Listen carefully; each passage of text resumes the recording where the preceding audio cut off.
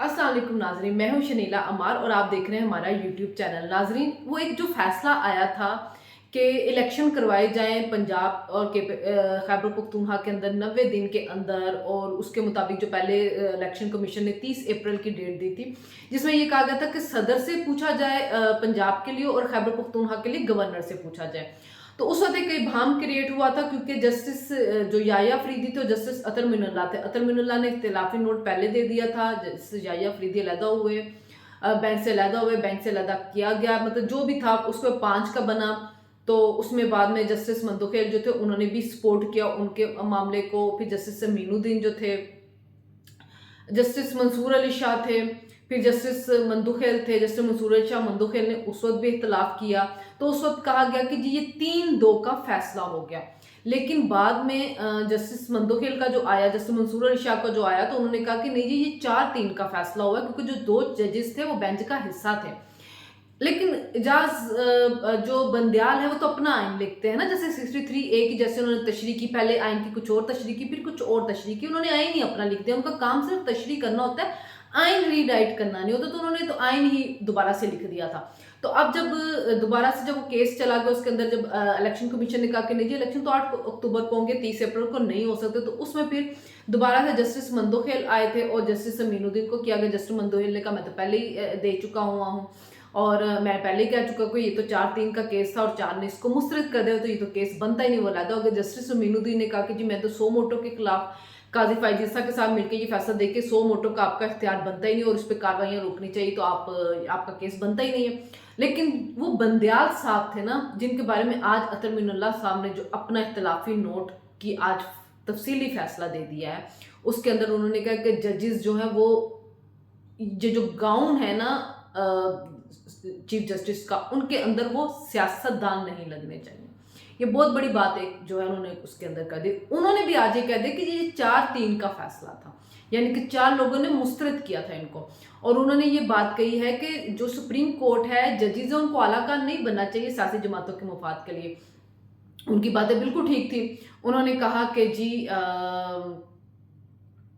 पहले इन्होंने इनके खिलाफ आईनी तहरीक आई अदम एतमाद की, वो ये नहीं करवा रहे थे। फिर उन्होंने जिस तरह उस गैर आइनी काम किया, असेंबली तोड़ी, पूरी जो अपोजिशन था उसको गद्दार करार दे दिया। उसके ऊपर 100 मोटो जो लिया गया था वो 12 जजेस ने उनको कहा था, उसको जो तमाम जज थे उन सब ने कहा था इसको। और उस फैसले के अंदर भी एक तरह से इन पे आर्टिकल 6 लगता है, इमरान खान पे, सदर ममलिकत पे, कासिम सूरी पे, कि इन्होंने जो गैर आइनी काम किया था। तो फिर ये जो था इमरान खान साहब की असेंबली को पंजाब में दी गई उनको हुकूमत, इन्होंने इस्तीफे दिए सुप्रीम जैसे कौमी असेंबली से। तो कभी इस्तीफे दे के, ये अतर मिनुल्ला साहब लिख रहे हैं कि वो कभी इस्तीफे दे के अदालत आते थे कि हमारे इस्तीफे मंजूर करें, जब इस्तीफे मंजूर होने लगे तब अदालत आगे कि हमारे इस्तीफे मंजूर ना करें। तो अदालत उनको हर मामले में फैसिलिटेट करती रही है ना, मतलब पहले आप कह रहे हैं कि इस्तीफे मंजूर करें, फिर आप कह रहे हैं कि नहीं हमारे इस्तीफे मंजूर नहीं करें। फिर उसके बाद आप सूबाई असेंबली के लिए गए, आइन की 63A की तशरीह की जी, जस्टिस बंदयाल साहब ने कहा कि जी इनके वोट भी नहीं गिने जाएंगे, ये नाअहल भी होंगे, पार्लिमानी पार्टी फैसला करेगी, उसका सरबराह फैसला करेगा। जब सरबराह ने फैसला किया परवेज इलाही की दफा, तो फिर कहा नहीं नहीं नहीं नहीं, पार्टी का सरबराह नहीं, पार्लिमानी पार्टी का सरबराह करेगा, यानी कि पार्लिमानी पार्टी जो सारी पार्लियामेंट के बंदे, उसका जो सरबराह होगा, वहां जो बैठा हुआ होगा पार्लिमानी लीडर, वो फैसला करेगा।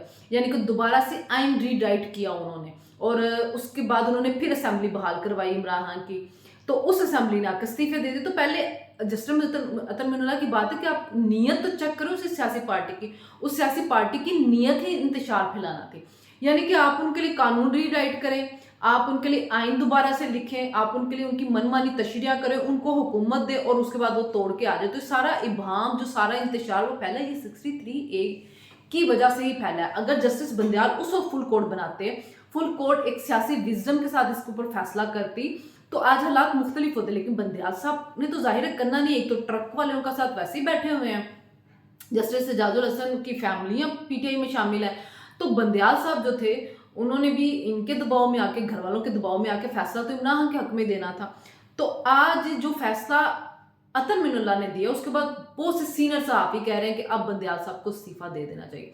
अब अगर वो फुल कोर्ट बनाते भी तो उसकी वो वैल्यू तो वो रहेगी नहीं ना, क्योंकि उनको नजर तो आ गया कि मैं अपने बंदे डाल के तो किसी तरह अपने हक में फैसला तो ले लूंगा, लेकिन उस फैसले की वक़्त क्या रहेगी ना। आप उस वक्त फुल कोर्ट बनाते, आप उस वक्त फुल कोर्ट बना के बात करते, सब आपको कह रहे थे। और दूसरी बात है कि केस चल रहा है डोगर का केस चल रहा है, और उसके अंदर आपने सो मोटो ले लिया है जी पंजाब और केपीके के इलेक्शन का।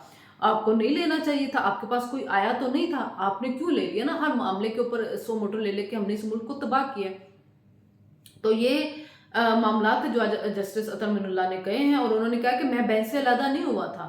टी टाइम जो हमारी थी उसके ऊपर यही डिसाइड हुआ था कि मैं बेंच के साथ शामिल होऊंगा, लेकिन अगले दिन बेंच से निकाल दिया गया उनको, क्योंकि उनको पता था कि 3-3 का फैसला हो जाएगा, टाई आ जाएगी, तो उनको बेंच से अलहदा कर दिया गया। ये भी एक बहुत बड़ा मिसकॉन्डक्ट का आता है चीफ जस्टिस बंदयाल के ऊपर कि एक जज ने बेंच से अलहदा ही नहीं हुआ, उसने कहा ही नहीं कि मैं बेंच से अलहदा नहीं हो रहा। उसको बेंच से अलहदा कैसे आपने कर दिया?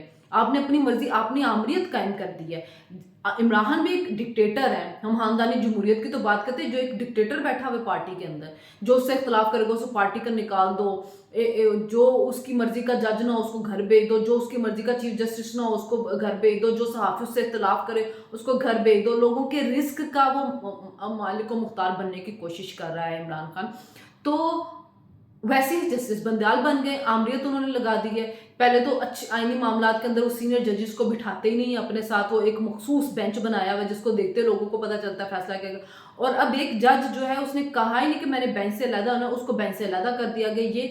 ये भी एक बहुत बड़ा बनता है, चार्जशीट बनती है, और इसकी बुनियाद के ऊपर जस्टिस अता बंदयाल के खिलाफ जो है रेफरेंस जाना चाहिए अब सुप्रीम जुडिशल काउंसिल के अंदर कि ये बंदा अदालत को चला किस तरह से रहा है। वो तमाम बार उनसे रिक्वेस्ट करी थी कि आप फुल कोर्ट बना दें, आप सियासी मामलात में मत पड़ें, आप तकसीम मत करें सुप्रीम कोर्ट को, लेकिन बंदयाल साहब को तो कोई एहसास ही नहीं हो रहा था।